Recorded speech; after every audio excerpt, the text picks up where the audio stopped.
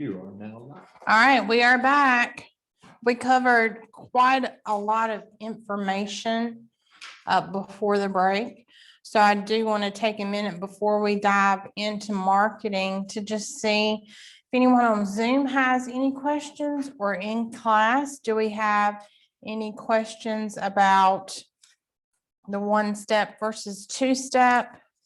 Things that we ask the seller.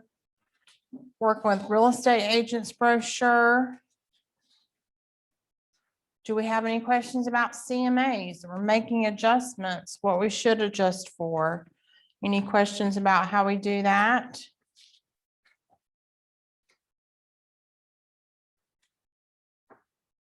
Do we have any questions about the estimated net sheet? We do have for you in Zoom, we can email you a copy. We did provide a copy to the agents in class.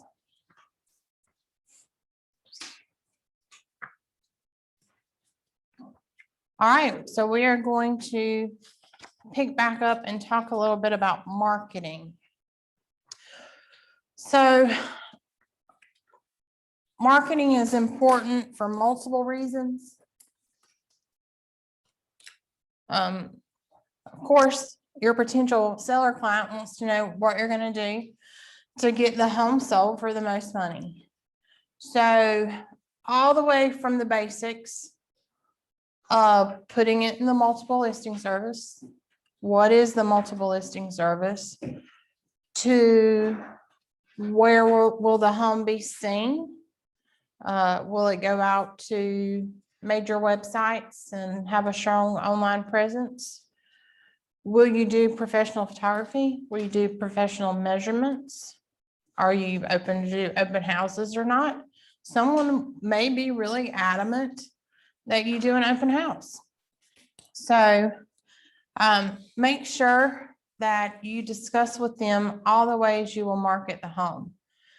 And part of the marketing process is how the home's going to show. So all that work you did a while back, new carpet, paint, all that's going to play into your marketing. This is an actual picture from a listing I had. Sometimes you'll deal with homes that maybe the layout is a little bit quirky. And some professional staging, even in this market, could benefit the sale of the home, kind of to define the spaces. Or sometimes I'll use it in homes that don't have all the bells and whistles. The home doesn't have a lot of updates. So you can kind of use some staging to help them see that even without the granite, you can still accessorize the home to show well.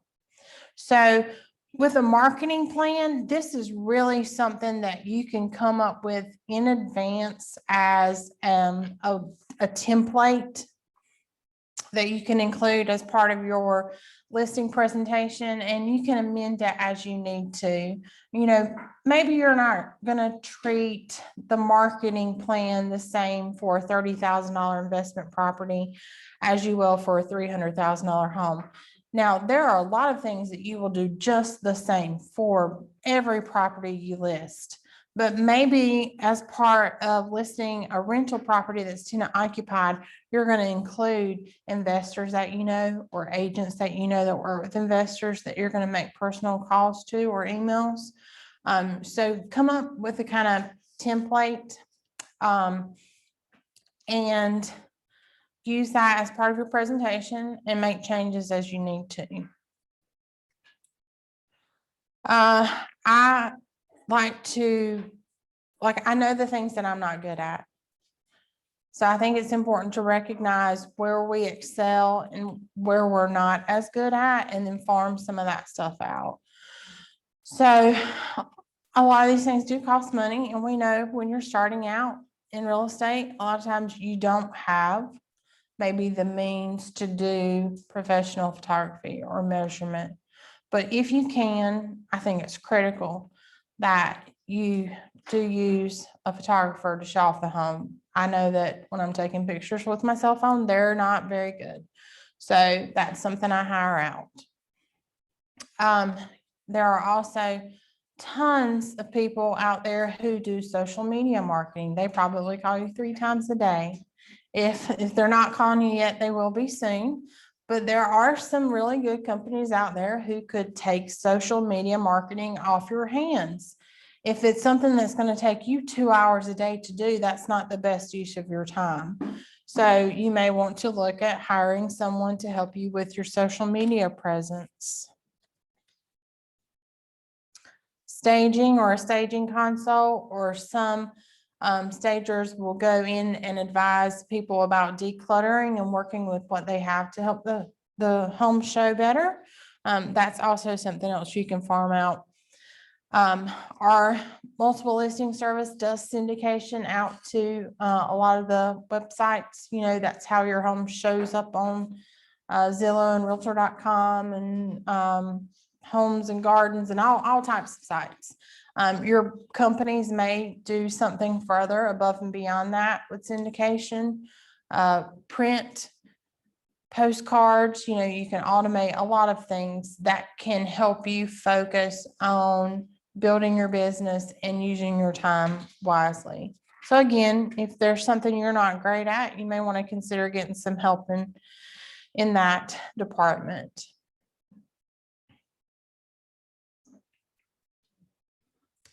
So marketing plan, a little bit about me. They don't want my whole life story, but enough just to give them an idea about your experience level. Are you from the area? You know, are you a top producer? What are some things that you think you can put in there that would benefit them or help them choose you? I put a little bit in there about the company that I work for as well. I also put my broker in charge's name and cell phone number. There it is. If you have a problem and you can't reach me immediately, you can always call him.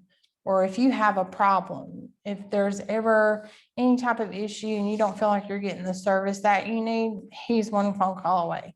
So even things like that you can include in your marketing plan. We're not seeing as many caravans or property tours, group property tours as we used to before COVID, but if that's something that you might arrange, include that. Do you do professional videography? What's the internet presence? Don't forget that you're putting the property in the MLS service system. What type of advertisements are you going to do? Staging console. I've known in some cases where a potential listing agent may pay for a staging console as part of their package. Professional photography, print, flyers, postcards. These are all things that can be done as part of your marketing. Maybe you have an Instagram page with 50,000 followers. That would be something to note, that you've got a strong online presence that is going to also drive people to look at your listings.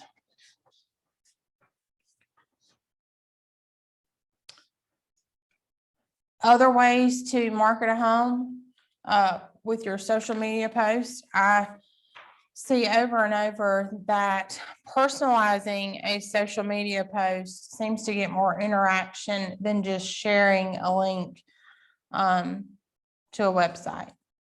You know, making it personal about the sellers or something you really love about the home can draw people in a little more and get more interaction. So try to put a little effort into posting, and also make sure that you're following the Real Estate Commission guidelines. There are a lot of rules that we have to follow with social media. So if you're posting on your business page, make sure your business page shows the company that you work for.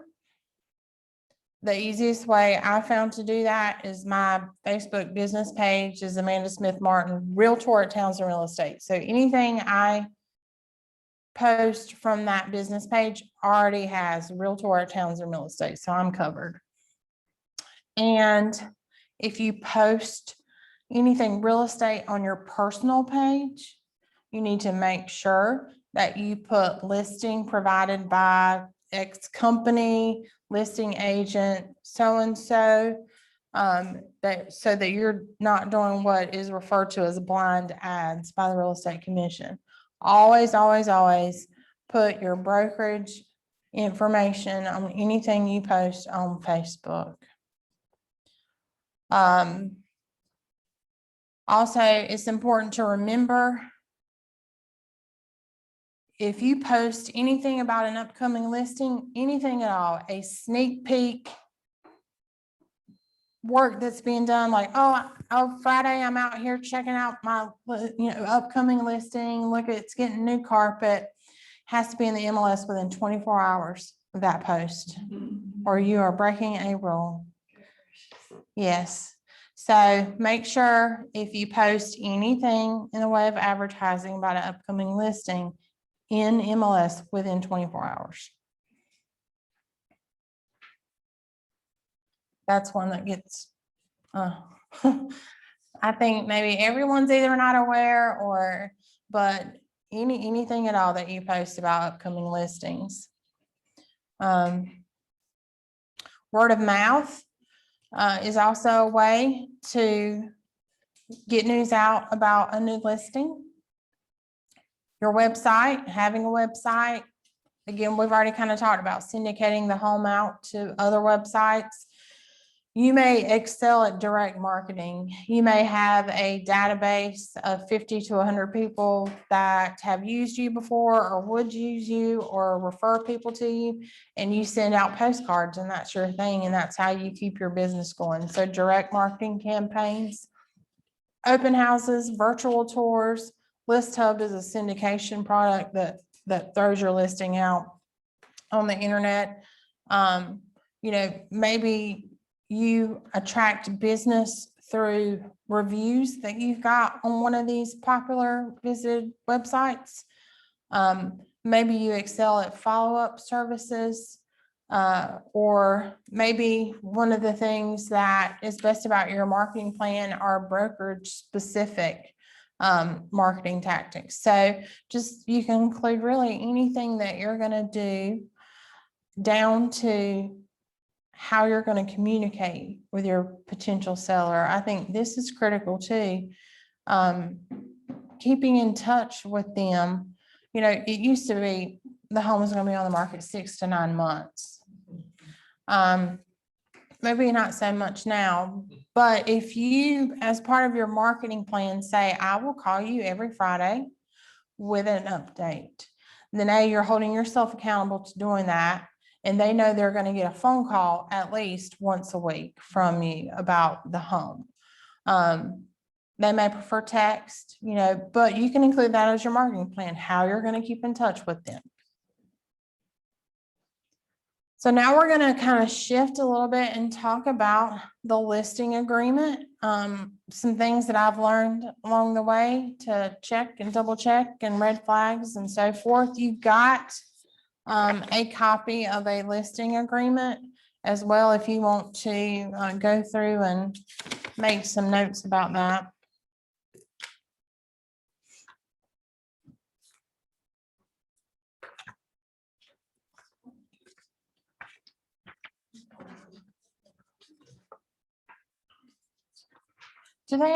Is that in there? Oh, do we do a copy of the listing agreement? Yeah. It should be the listing agreement. I think they're working with real estate. Okay, that's okay. All right. We know it. That's okay. We're good. All right. So just a few things. Double checking the names and the marital statuses of your sellers. Maybe John Doe has called you about listing the home for sale, but you found out earlier in the process by the tax card or realist that it's John and Jane Doe that own the home. You're going to have to investigate a little bit to see what the scenario is. Where's Jane? Is she involved in the decision-making process? Are you separated? Did one party quit claim their marital interest over to another party? But make sure that you are double checking the names of your sellers and that you have those listed correctly on the listing agreement. If you get caught about potentially listing an estate, there's more than one way that they can work about who has to sign. You know, maybe it's one person's in control of all the heirs, or maybe each heir and their spouse has to sign. So you could potentially have 5 heirs, 3 are married, 2 are not, 1 passed, they've got kids. So a lot of times, if at all possible, if I'm dealing with an estate, I would love like just 10 minutes to chat with the estate attorney, just to confirm the details of who needs to go on the listing agreement, who will need to sign at closing. How is that determined? The best way is to ask to speak with the estate attorney that's handling the estate. It's determined by how they set up the estate with that attorney. As far as who needs to sign and stuff, so they can usually give you that. Yeah, they'll be able to give you some guidance on who needs to sign the listing agreement and at closing. Because I've had it done multiple ways. Sometimes they'll appoint one person, and that's the only person you have to deal with as part of the estate. And then again, I've had probably 5 heirs and spouses that have had to sign and be involved in all the decision making. And nail it all. Yes, so do make sure you know about that process. For one thing, if you've got multiple heirs and spouses, they're gonna have to sign a deed at closing and they live in different states, you're gonna need to get a head start and allow extra time for that as well. There is an additional signatures page that'll come in handy sometimes as well if you've got more than 2 settlers. There is a wonderful tool in Zip Forms for you. If you have questions about filling out the listing agreement, there are instructions, step-by-step instructions. So if you're just getting started and not feeling really comfortable with the process of filling out a listing agreement, do print those guidelines out. There are guidelines for quite a few of the forms. Independently verify the property information. What I mean by that is don't go by an old MLS cut sheet. Don't go by what someone has told you. Make sure that you are verifying for yourself the address, the PIN number, the taxes, what city it's in. Is it not in a city? Is it, you know, what county it is in? Make sure you're pulling all that information firsthand, the schools and so forth, all that listing information you need to personally verify. And again, that's where a listing checklist comes in handy, so that you're making sure you're pulling and checking all that out. One important thing too is to make sure you go over what is a fixture and what is personal property, so that there's no confusion about that. Maybe there's great grandma's chandelier hanging in the foyer, and they think that right before closing, they can just take it down and put a Lowe's light up. They need to understand that if there are any fixtures that will be removed, they either need to be excluded in the listing agreement, or better yet, go ahead and take it down before showing start. That's usually what I recommend. I've had certain plants that, you know, were special gifts from loved ones that they want to remove before closing. Again, go ahead and remove that, or make sure you exclude it. And then explain to them what personal property is, that they're not allowed to go in and remove all the appliances right before closing, what stays, and what is negotiable. So definitely there's, you know, in detail about bathroom mirrors, about alarm systems, about satellite dishes, and so forth. Make sure you cover all that with them. We're not going to discuss commission in this class, just as a reminder. And just as a tip, it's never a good idea to discuss commission in a social media platform as well. Don't be caught doing that. Do not do that. Don't talk about it on Facebook or even if you're in a private group of realtors who are discussing commissions and fees. Don't interject. I wouldn't even say what I charge or what my company charges. So make sure that you only have those discussions in the correct settings. That's really important. Yes, yes. Kayla just interjected that they get phone calls about things like that.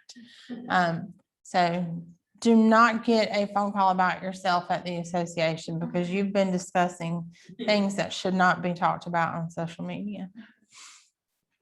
Verify items that are leased. You know, a common thing would be a propane tank. If you see a propane tank at a property, ask them if it is leased or owned, will it go or stay? And explain to them how the gas inside that propane tank works. You know, whatever's in the tank at closing now belongs to the buyer. Sometimes they want to empty it out and get their money back. So just make sure you go through all that in advance. Talk to them about the listing price. Talk to them about the loans. Talk to them about what it means for certain type of loans in the way of lender required repairs. Discuss with them how the commission works. The protection period that you put in there, you know, if you've introduced a buyer to a property and maybe they make an offer and the buyer and seller get really friendly and say, hey, you know, I could get rid of my agent, save some money. You could still buy the property. Everybody wins, right? So, you know, talk to them about the protection period of if you introduce someone to the property that makes an offer. Talk to them about how cooperation works. One of the questions I get most frequently from a seller is about the commission section. So you put the total commission and then you put the part of the commission you're going to pay out to a buyer's agent. The question is it this number or is it this number plus this number? So go ahead and have that conversation with them about what that cooperation of compensation to a buyer's agent means, that it comes from that total. And talk to them about marketing the property. There are boxes that you have to check that allow a lockbox to be placed on the property, that allow the pictures to be sent out to the internet and so forth, that allow it to go into the multiple listing service. There is an area you can check on the listing agreement if you're going to advertise the property as coming soon. Make sure you're abiding by the rules. Coming soon means no showings for anyone. So make sure you go over with your client the expectations about coming soon. Talk to them about go ahead and have the conversation. Here's the section on earnest money. All right, here's how it relates to the offer to purchase. We know as part of the listing agreement, we're supposed to be giving sellers copies of the home inspections, the brochure, of the professional services disclosure, and of a sample offer to purchase. So go ahead and correlate that. Start preparing them for an offer. Here's what earnest money means to you. Here's where we're going to see it in the offer. Here's the definition of it. This is what happens to the earnest money if a buyer backs out during a due diligence period. Here's what the contract says about the earnest money if a buyer backs out after the due diligence period. And remember to always frame that as the parties have to agree. That earnest money does not automatically go back to a seller. Talk about the seller representations for the property. What are the seller responsibilities throughout this process? Ask them questions about the HOA. How much per month? Who's it managed by? Assessments and so forth. Know the difference between a termite bond and a termite contract. If they come out and inspect for $50 the property every year, that's probably not a bond. Bonds are more expensive. They cover some repairs if termites do damage. So have that discussion with your seller about if they have a bond or a contract. That may be something that you need to verify independently. If they tell you they're with AAA and they've got a bond, a quick phone call to AAA can help you determine if that bond is still in effect and if it's transferable to a new buyer. How long have they owned the property? Have they owned it for more than 1 year? Did they just buy it and flip it in 30 days and it's not going to be eligible for FHA loans? So that can't be a product you can consider. You can see how these questions kind of will tie into future situations. Do you ever think that it's, I mean, I've never done it, but to send a sample listing agreement? I've done that before. Yes, and you can actually, I include it with my listing presentation, a blank copy of the sample offer to purchase, the sample listing agreement, home inspections, information, and professional services disclosure. Because even if it's not marked sample, you can watermark it from a Word document, sample copy. And you can print it right from zip forms and it'll have sample right all over it. But yeah, I think it's a great idea. Sometimes I've emailed that before I go, because I just want them to be familiar with it. Yeah, that's Just okay. go over it there, yeah. Yeah, definitely. Yeah, the question was about giving them a sample or blank copy of a listing agreement before your visit. That's a great idea.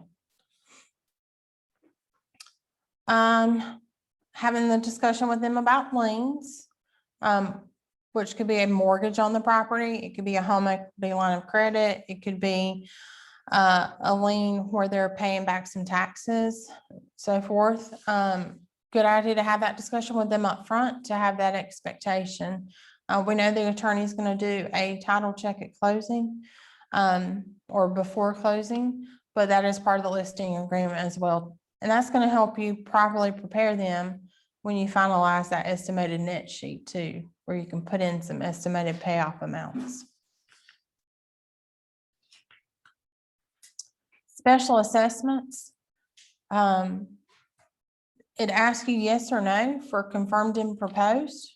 If you say yes, you're supposed to write the actual assessment.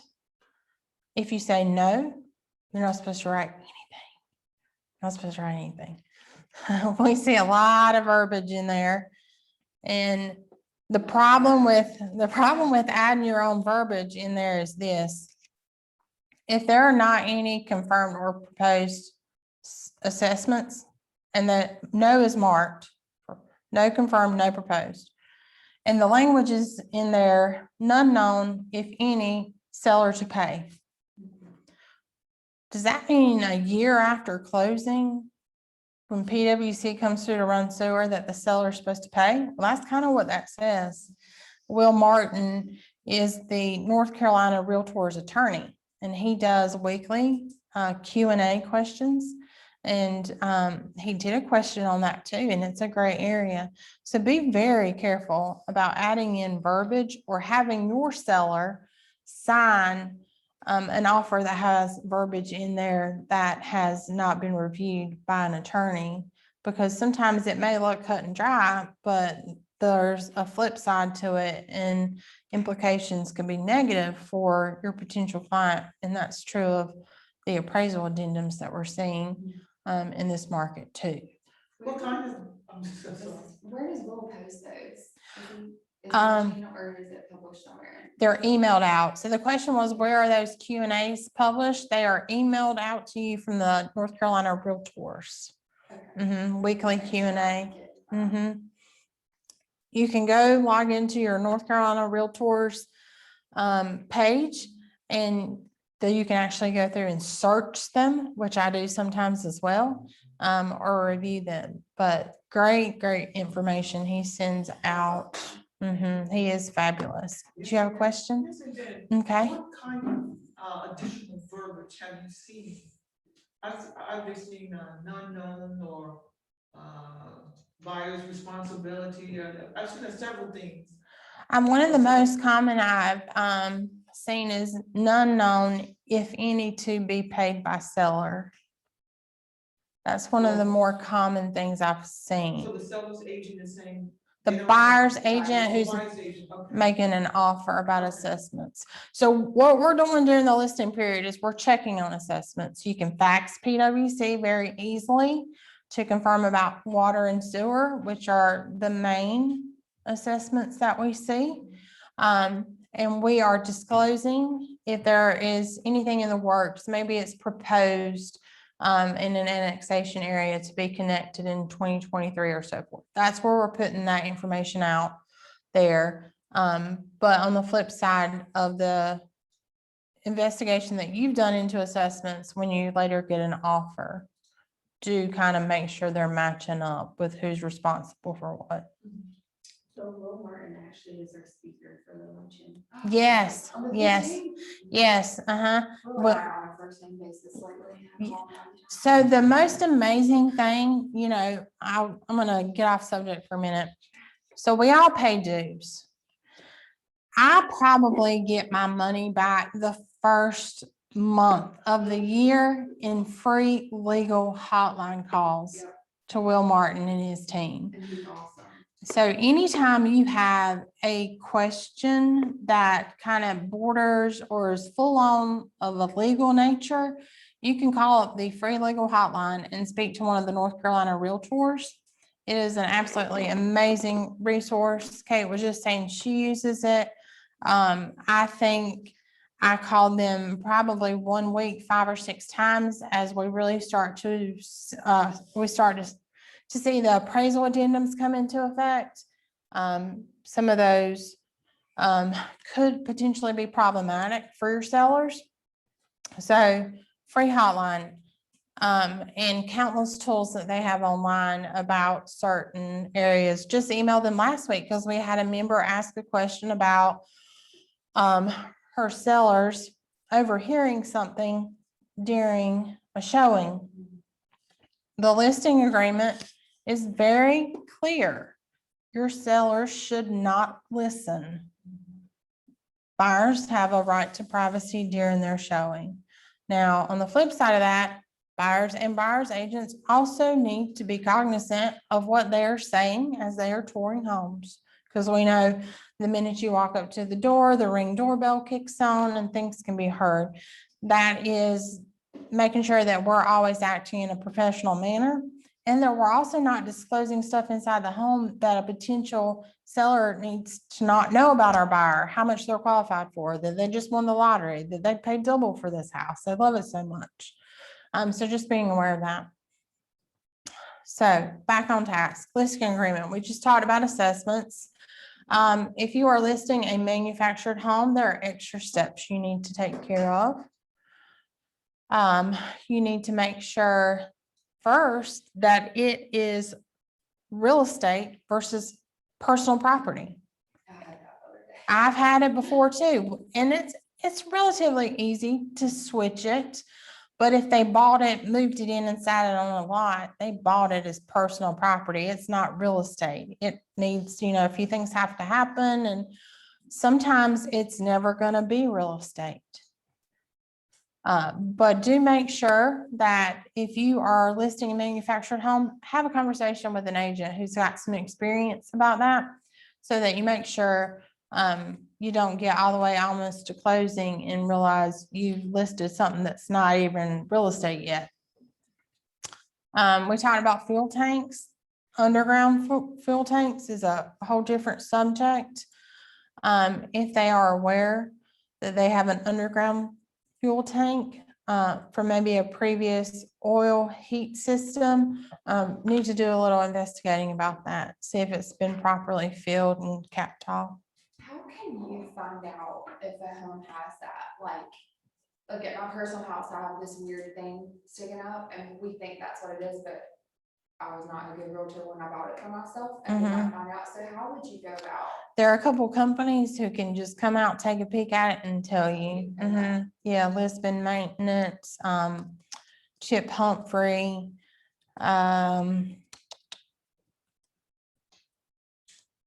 Something Scott too, I think does it. But they'll just have them pop by, take a look at it and they can tell you. And then they can tell you if there's fuel in it or not. That first deal we had together had that one. Remember? I was buyer's agent on one and your seller had it filled in. And Which house was that? you already knew about it though, like you did everything right, but that was my first encounter with one. Yeah, I don't remember, it was in a whole set. 2 years ago. 800 houses ago. I remember it was, yeah, near Fort Bragg. Mhm, yep, no, that's right, that's right. Yep. Okay, so, pre-market home inspection, you can talk to them if they'd like to get ahead of the curve and, do some pre-market inspections, photographs, how that's gonna work, where they're gonna go. Let them know, once the photographs are online, they're never gonna be able to be pulled back. They're out there for good. Sometimes you may have someone that wants them removed, and that's just not possible. Additional provisions, this may be more company specific. Your company may have some language they want you to write in there about what's the process to terminate a listing agreement or so forth. So do consult with your broker owners if there's anything additional that is pre-approved for you to type into a listing agreement. Have a conversation with them about dual agency. Ask them, put them in the scenario of, are you comfortable with me showing your home to a potential buyer and maybe representing you and the buyer at the same time? Explain to them how that works to see if that's something they're comfortable with.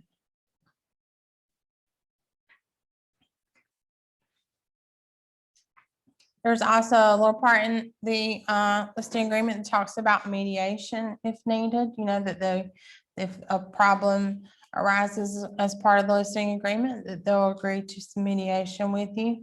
Wire fraud is huge. Make sure you're taking the steps that you need to protect yourself from potentially being the source of wire fraud for your client. Don't deliver wire instructions. Let that be something between the attorney, hopefully in a certified ID type manner where they're verifying who they are. Make sure maybe the closing attorney that you work with has wire fraud insurance. There have been cases of that locally. So what I typically tell sellers and buyers is I will never text you or email you anything about wiring money.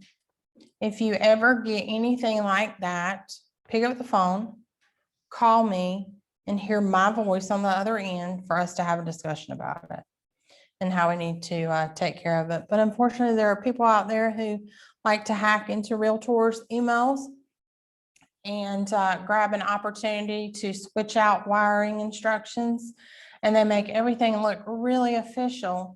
And so you can see why some people have been the victim and lost down payments and closing cost money and so forth. Signatures page. We also want to make sure that before we list the property, all the owners or heirs have signed the listing agreement, and you can use that additional signatures page if you need to. So some of the forms that are going to accompany the listing agreement, we've at this point already done and should have signed working with real estate agents brochure. We just talked some about the exclusive right to sell listing agreement. You're also going to provide them with the necessary disclosures, residential property disclosure, mineral oil and gas rights, and lead-based paint, if that one applies. Make sure you give them copies, and it can be well in advance by email after your first discussion with them, in person at your step 1 of 2 listing appointments, the sample offer to purchase. You can, as we talked about earlier, give them a blank copy of the listing agreement, information about home inspections, and the professional services disclosure.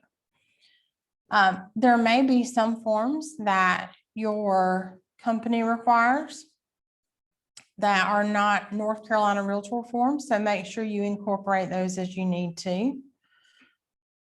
Seller estimated net sheet. make sure that your sellers completely understand at the end of the day what the proceeds or either the expense to sell the property is. This is not something you want to get to closing and have them be surprised about. So make sure that with the listing, you convey to them, if the home sells at this price, these are your expenses, this is your estimated net proceeds or the amount that you have to pay to sell the home. As you go through the process, if anything changes, if you do some type of agreement to amend the contract and decrease the price in lieu of repairs, do another net sheet. Make sure they understand by doing this, this is how it affects your bottom line. Professional services disclosure, it's a good idea to use this form with sellers and definitely with buyers. But if you offer them to do a pre-market home inspection and they decline, go ahead and use that professional services disclosure. And again, the guidelines in zip forms, very helpful to kind of navigate the forms that you fill out for your clients. So do print those or refer to those if you have questions.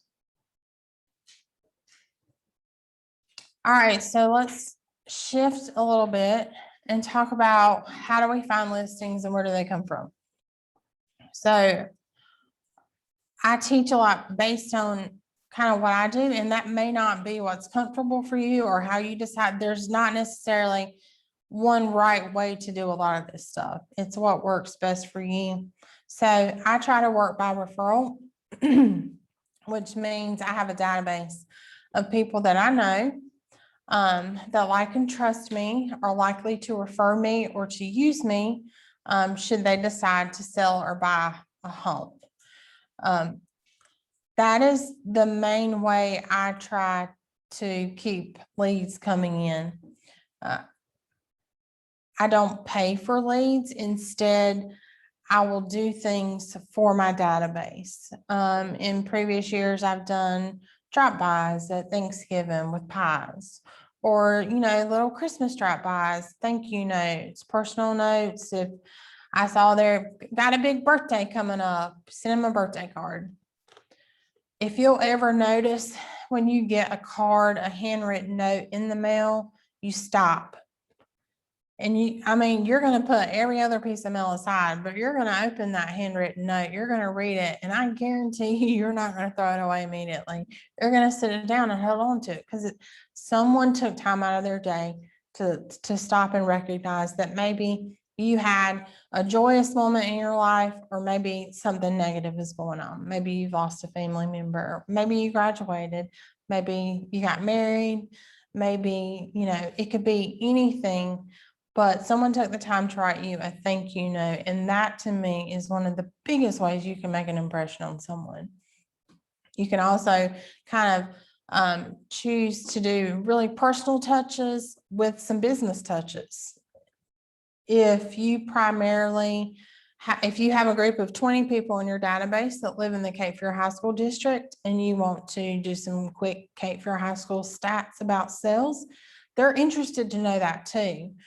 What homes are selling for, what a neighbor's home sold for. You could just print out, hey, saw your neighbor's home sold, thought you might want this information, just wanted to share it with you, hope you're doing well. So be the source of not just personal touches, but professional ones as well for at least 50 people in your database. Hopefully you've already got a database started or set up, but I do believe that is one of the easiest and most inexpensive ways to build a business. We know leads are expensive. They are expensive and not personal. So you have to start from scratch to kind of start forming a relationship with an online lead that you know nothing about. So do consider using your database as a way to find listings and support your business. If your company has floor duty or opportunity time, phone duty, whatever it may be, that's a great way as well to find listings. Really good idea to have that questionnaire handy for when you get a floor duty call, you are ready to ask the questions and get that appointment.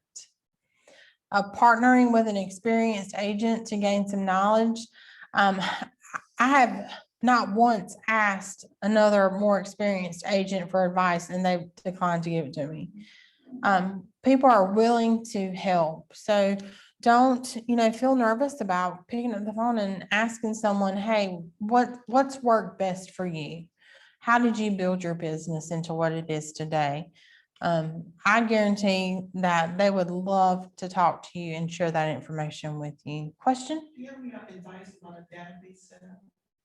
So my advice about a database setup from over the years is the one that you're going to use, because some of them are really basic and some of them are really high tech.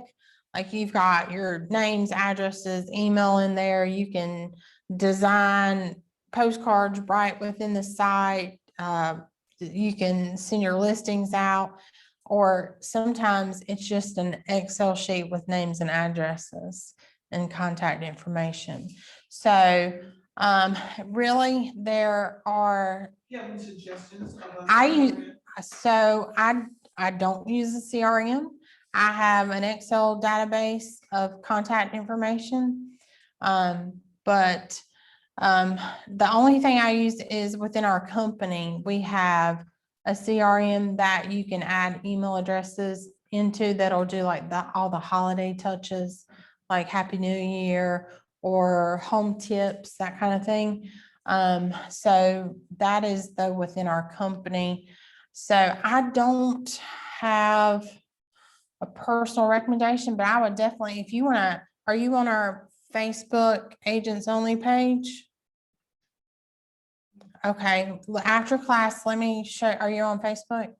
Okay, let's get you on there. You can ask that question to the members and they can give you some feedback on what they use that would work well.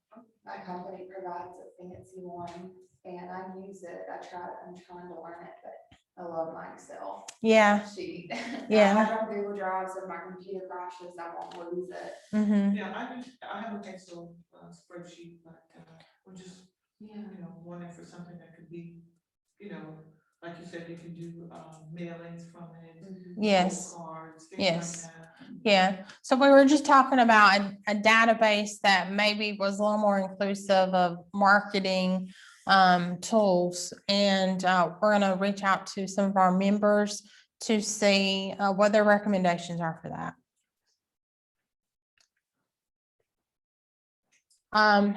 I think social media is a great tool. And again, I think watching for changes in people's lifestyles. Maybe someone's talking about they're retiring in 6 months. Does that mean they're gonna downsize? Sell the house, move to the beach? Kids going off to college, is it gonna be an empty nest? Maybe they're gonna make a change. Someone just got engaged. Are we gonna combine 2 households and someone's gonna need to sell? So I think don't get sucked in too much to social media. I think it can sometimes waste valuable time. But if you see life changes that could cause them to need a real estate broker, it might be time to touch base with them. Also, as we are now getting to be out and about a little more, it's a great time to get out there and get back involved in some type of organization, or whether it's volunteering your time to meet new people so that you can add new people to your database. Attend community events and be social. One of our goals is to, within the organization, within Longleaf Pines, to be more social with each other, get to know each other and put names, to put faces with names. And I think we're all better when we work together and get inspired by what others do. So put yourself out there. I am an introvert. I have to really build myself up to stand up here and talk. Every time I do the class, it's getting a little better. But put yourself out there, step outside the box that you're comfortable in to try new things. If you have children, that you could volunteer and be involved in school functions, if you can, maybe, donate the t-shirts for the local little league, team to wear. There are all kinds of things you can do to get your name out there in the community. They could center around your political affiliation, religious affiliation. The possibilities are really endless, but I do think in order to really build a strong database and to meet new people, we just have to be willing to get out there and make new friends.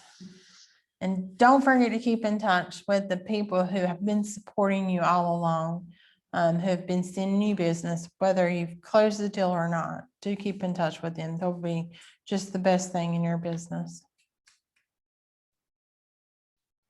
There are lots of resources out there to take advantage of. If you're like me and a smooth conversation is not always like what you're good at, then there are tools and things that you can remember that can help prompt you through a conversation if you meet a new person.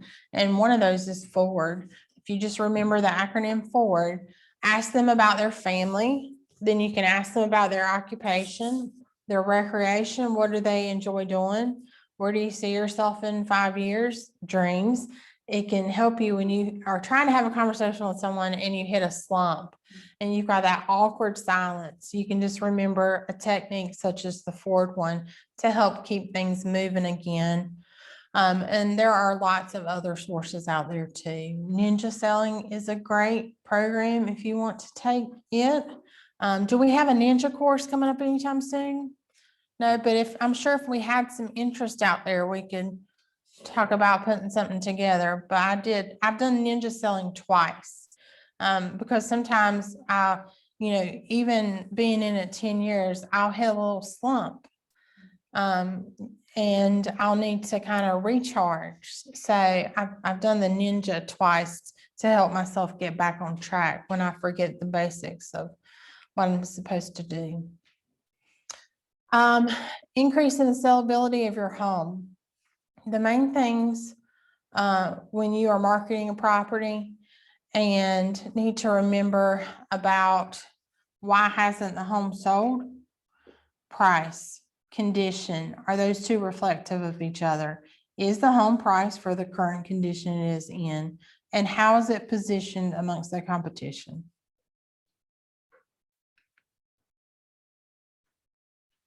The same thing with the pricing and positioning class. That was some coaching I took through the association.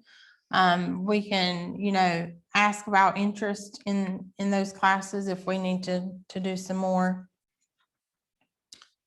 So how to stay excited about listings. Again, we put a home on the market, we typically get a lot of activity quickly, but we still may have some properties we market that will have a longer days on market. Maybe it's a higher price point. There aren't as many buyers for a $500,000 house as there is for a $200,000 house. So we need to make sure that we stay excited, that we just don't put it on the market and kind of forget about it. Some things in the past that I've done to refresh listings after 30 days, if it hasn't sold, it's time to sit down with the seller or have a phone conversation and reevaluate. Reevaluate where we're priced, what has sold during the time we've been on the market when we didn't sell, where are we positioned, what's our condition, do we need to take it off and do some things? So I would set that 30-day expectation up early on as, okay, we're going to go on the market Wednesday. If we don't have a lot of activity, if we don't have a contract within 30 days, we're going to go ahead and, set up a time to reevaluate things. It may be that you need to refresh your pictures. If you took the pictures in December and the grass was brown and now it's starting to have spring blooms and the grass is turning green, then it's a good idea to update pictures. You can also switch around the remarks or make sure that you've got a lot of remarks and information out there to potential buyers. Make sure that you just don't do one big blast and then forget about it. Make sure that you continue to post about the home and do updates and repeat it as needed to keep it fresh and in front of people. If the opportunity permits, do an open house. Some people are, you know, doing the timeline where they list it on Friday and have an open house schedule on Saturday. That is certainly an idea that you can think about, and ask those people who are walking through, what do they think about the home? What did they see that, you know, they would want to change, or what do you think about the price? What did they perceive about the property? Is it true that if you change something in the remarks, I think on a listing, it brings it back up to? No, no. She asked if you change something in the remarks, does it bring it back up? You mean like as a new listing? It does not. If you change the price, you know, it'll come on the hot sheet. Okay, okay. That's- But the remarks doesn't change anything about that. There are lots of resources out there where you can send automatic reports to your seller about how many views it's getting on a certain website, feedback automatically going to a seller. I like to read the feedback before my seller sees it. That's just my personal preference.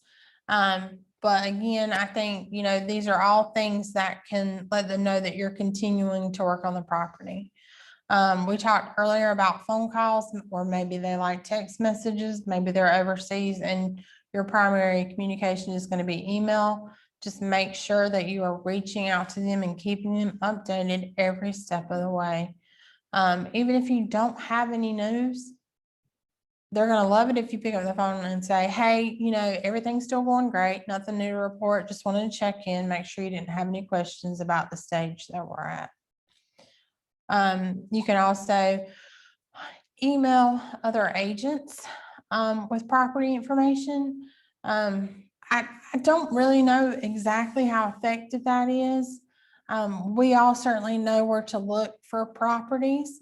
But if you've got a specific type of property that you know certain agents are more experienced in, maybe you've got a duplexes and you know 10 agents that work with investors a lot, you might want to send a personal email to them.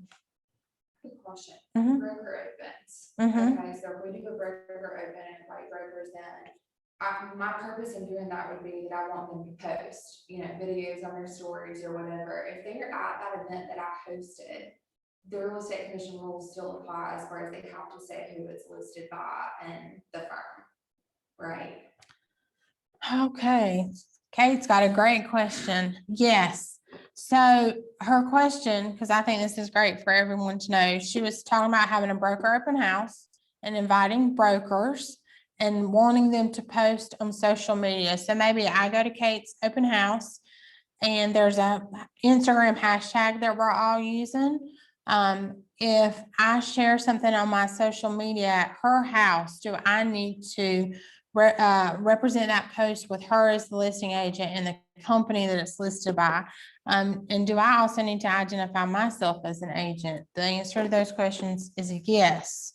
Any post on social media, you need to make sure you're identifying yourself as a realtor in the company that you work for. And in this case, when we are sharing something about someone else's listing, we need to make sure that we are disclosing who that home is listed by.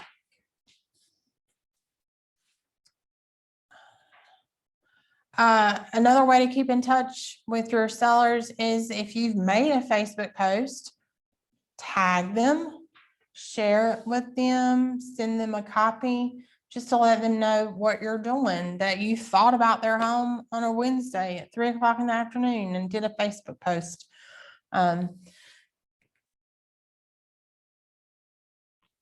Also, you know, try to think of things outside of the box. be inspired by what other people are doing. Don't necessarily copy exactly what they're doing, but do get some inspiration out of things that you're seeing. Follow some other brokerages and agents around the country and see what they're doing differently. Join a Facebook group page about marketing where you can ask, maybe about a specific objection or specific type of architecture. What are some ideas? There's a Facebook group that's dedicated just to drop-bys, really neat ideas. What can I do for July 4th to drop by to my top 10 favorite clients? Or, what's a good Christmas or New Year's idea?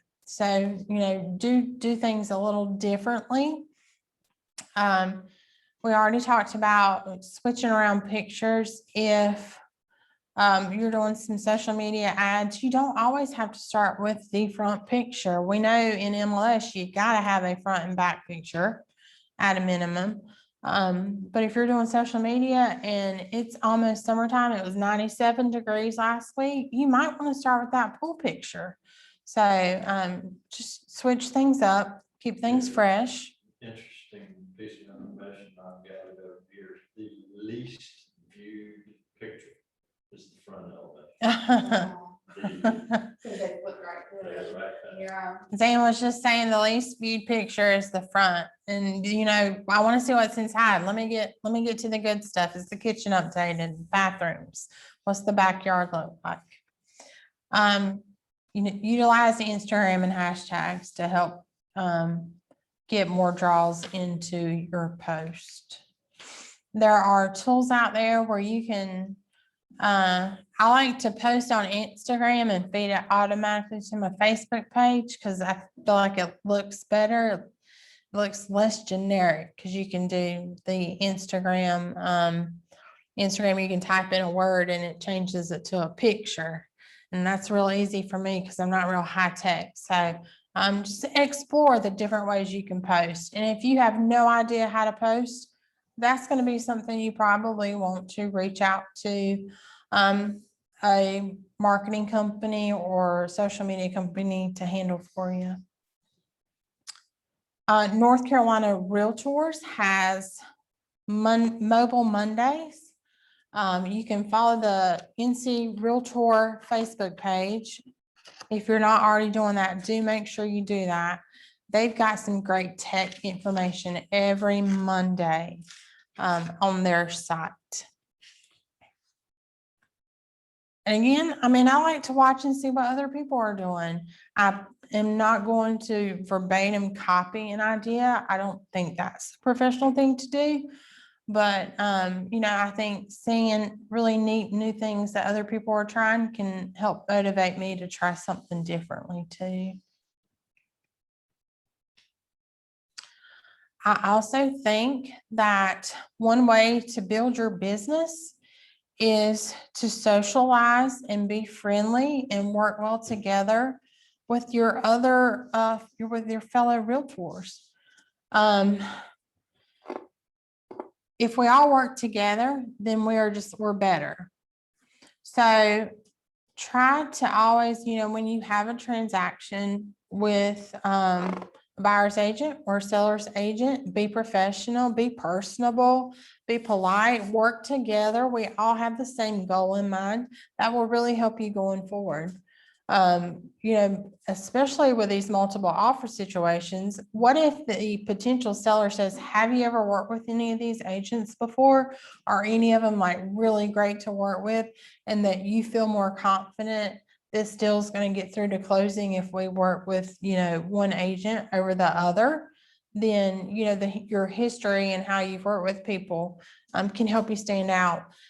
Also, being a part of the committee is going to help you be able to be in a room with other realtors that you may have future transactions with. And how great is that if you pick up the phone and you say, hey, Kate, it's Amanda. I just want to let you know I'm going to write an offer on your listing, going to be emailing it over. We already know each other. We serve on. I'm not saying that you're going to get your offer accepted just because you know someone, because we know we're going to do what's best for our sellers. But I definitely think having relationship and being involved can help benefit you and also put you out there in the community too, as a leader within the association. How do we join the committee?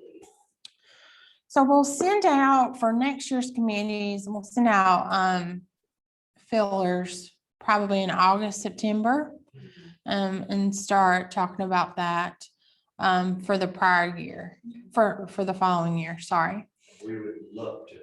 one. And don't worry, I won't forget you just said that, so I'll be Yeah, calling well, you. Well, I would before, and I couldn't make any of the meeting times, but my schedule's different now, so. Yes, Yeah. well, I'll definitely remember you asked about that. And next year it'll be live and Zoom. Good, Mm-hmm, yeah. good. Can you serve more than one time? So that's serving one. Yes, you can serve year after year after year. You can move on up if you want We'll to. use you all. Yes, yes, we really do need more volunteers. We want to try to maybe switch up some things. I think the pandemic and the Zooms and all kind of changed the way we feel about some things. So we want to be more social and get out there and do some fun things with our members. That requires volunteers. You know, we are supported by volunteers, the board and so forth. So we have to, the staff is amazing. We couldn't do it without them, but we also have to have Realtor members that volunteer. So, yes, do participate. We participate in service projects throughout the year that again, put you out there in front of the community is giving back, and people appreciate that in the community. They appreciate what you're contributing. You can also put that on social media and tag people and tag nonprofits and so forth. So, that's a great idea. Yes, Kayla? Yes, I will. Yeah, definitely. We have a monthly luncheon right now. We are still doing it by Zoom. We are planning an in-person one in a few months, so we will get back to some in-person meetings. But we're gonna kick off the in-person events with June 24th at Dirtbag L's. It is a brewery in Hope Mills from 6 to 9. It's free for members, $25 for guests. We've started to send out registration links. We'll have catering, full buffet, 2 free drink tickets. We'll have door prizes. We'll have a DJ and a photo booth. So we hope that everyone can make it out. That's June 24th, 6 to 9 p.m. We're gonna have some fun. The location is Dirtbag L's. ALES. Also take advantage of the education events that we have, the training, the monthly luncheons. You're here today taking advantage of the practical skills course. Ask about the Realtor Political Action Committee if you want to get involved in that. They were critical in helping us remain essential personnel, and that is just the tip of the iceberg of what they do. So if you are more of a political minded person and want to get involved in some legislative and local political affairs, if you want to be a city council person, talk to your local association.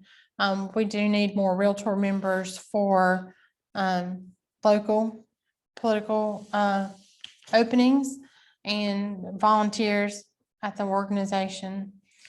Let's see what else we've got here. This is key too. You are the average of the 5 people you spend time the most with.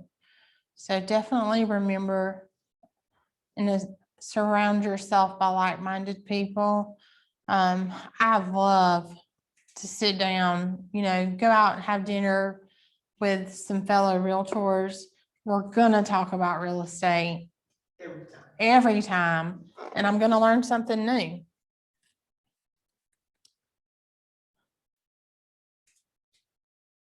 I'm gonna add in something real quick from the appraiser panel, just a reminder. For listings, put as much information as you can in Matrix. Put as many pictures as you can in Matrix. it's extremely difficult to do a CMA when you go through and you can find the cells, but there's a front picture only, or no picture, no interior pictures, and you're trying to compare and use it because it looks like a great cell, but you can't tell anything about it. Well, neither can the appraisers. So please, please, please, listing agents, make sure you put as many pictures as you can into the system about your property and as many remarks as you can and about the level of updates and so forth. That is huge moving forward. And at a minimum, you gotta have a front and back picture. So, but please add more if you can.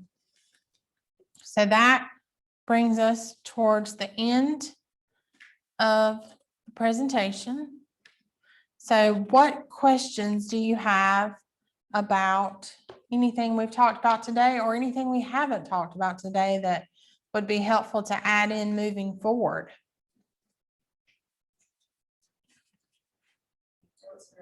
Thank you. Lots of things I hadn't thought about in a long time. It's always It was a good. big Yeah. refresher. Refresher. Yes. Made a list of things to do when I get. Like I knew that. Why did I stop doing that? Right. Yeah. Oh, yes, That's what we- this.